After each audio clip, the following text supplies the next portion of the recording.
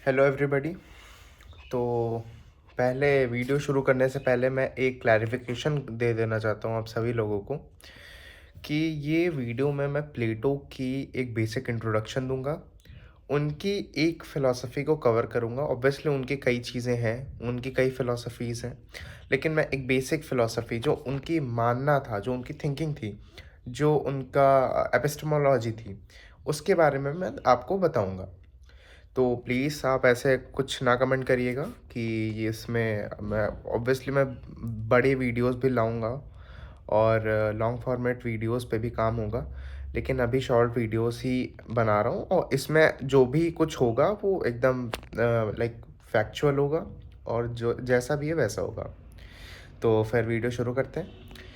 प्लेटो के बारे में एक चीज़ हमें समझनी बहुत ज़रूरी है कि पहले इंट्रोडक्शन ही कर लेते हैं। तो प्लेटो का जो जन्म हुआ था हम सब जानते हैं कि उनका जन्म एथेंस में हुआ था। 429 बीसी में हुआ था उनका जन्म। और उनकी जो फैमिली थी वो ग्रीक एरिस्टोक्रेसी के पार्ट थी। तो फिर मतलब उनका जो क्लास था तो उसकी वजह से उनको अच्छे अच्छे टीचर्स भी मिले, तो उन्होंने वहाँ से अपनी पढ़ाई वगैरह भी करी। फिर हालांकि उनके जो पेरेंट्स थे वो चाहते थे कि वो पॉलिटिक्स में जाएं, लेकिन कुछ चीज़ें उनकी जो पूरी थिंकिंग थी, उनकी पूरी सोच को वो दो दो ऐसी चीज़ों ने, या कहूँगा दो ऐसे इंसिडेंट्स ने उनकी पूरी की पूरी जो थिंकिंग थी वो चेंज ही कर दिया।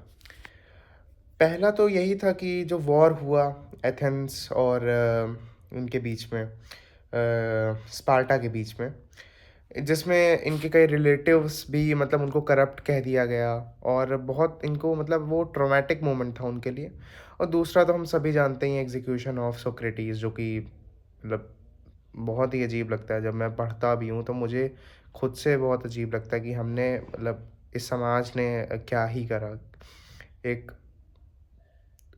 जिसको कहा जाता है वाइजेस्ट मैन ऑफ एथेंस, तो मतलब उनकी कीमत नहीं समझी। खैर वो तो दूसरा टॉपिक है, सोक्रेटिस के ऊपर भी अगली वीडियो आएगी हमारी, कल कल आएगी वीडियो।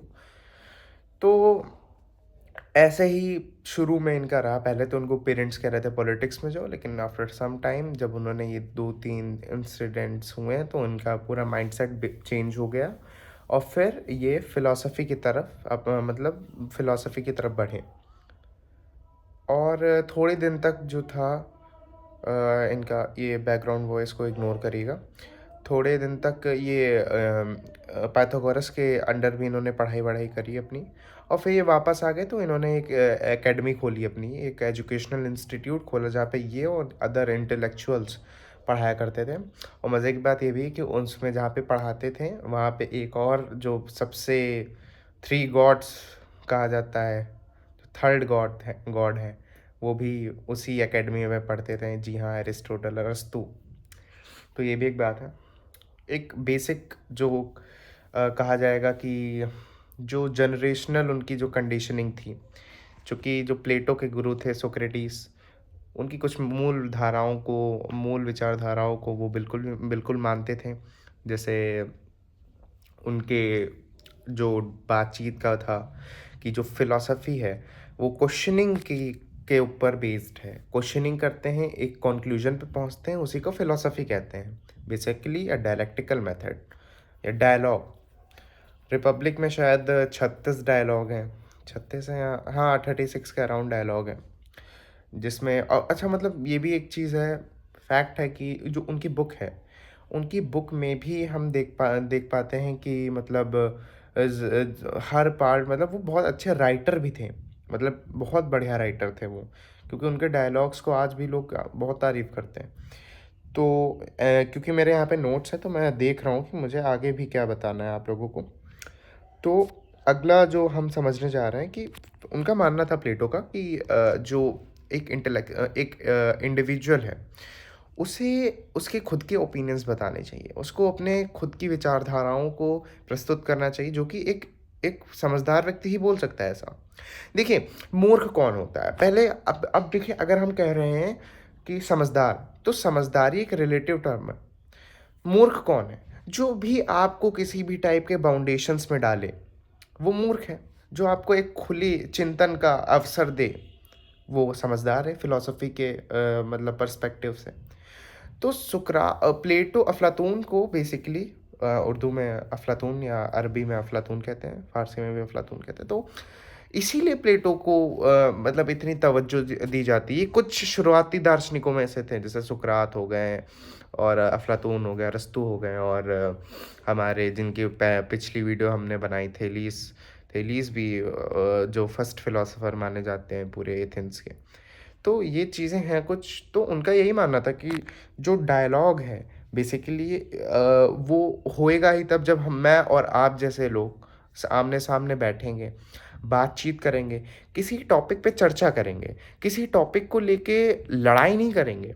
देखिए, पहले तो कुछ चीज़ें हमें खुद में क्लैरिफ़ाई कर लेनी चाहिए खुद से ही, कि अगर मैं आपसे डिबेट करना जा रहा हूँ, तो क्या मेरा ये मोटिव है डिबेट का कि मैं आपको नीचा दिखाऊँ, या मेरा इसलिए डिबेट मैं ये कर रहा हूँ क्योंकि मैं एक अच्छे कॉन्क्लूज़न पे पहुँचूँ, फिर मैं इसको सोसाइटी में अप्लाई करूँ। क्यों? क्योंकि सोसाइटी का उद्धार हो। जैसे प्लेटो का ये थॉट है कि फ़िलॉसफ़ी का कुल ही इतना काम है कि एक अच्छा समाज निर्माण कराना।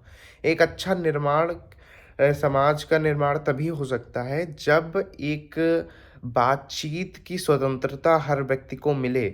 उसे किसी भी विचारधारा को यूँ ही मानने पर ना मजबूर करा जाए।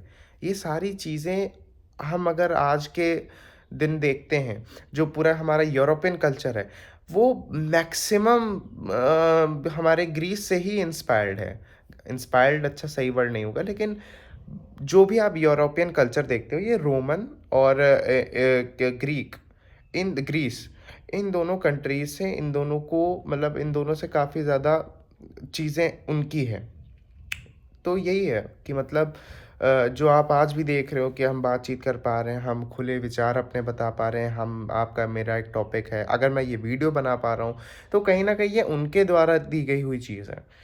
तभी ये खूबसूरती है वेस्टर्न फ़िलॉसफ़ी की, क्योंकि शुरुआती दार्शनिकों ने सबसे पहले कहा कि हम एक रैशनल थिंकिंग को लेके चलेंगे। हम एक एक मान्यता को ख़ारिज करेंगे, हम एक चर्चा के सिद्धांत को लाएँगे समाज में, एक बेहतर समाज का निर्माण करेंगे। और ये थी हमारी कुछ बेसिक इंट्रोडक्शन भी हमारा हो गया, और हमने एक समझ भी लिया, ओवरव्यू ले लिया कि किस तरह अफ़लातून सोचते थे। किस तरह सोचेंगे, जब जिस हिसाब से व्यक्ति सोचता है उसी हिसाब से तो वो अपने दर्शन को प्रस्तुत करता है।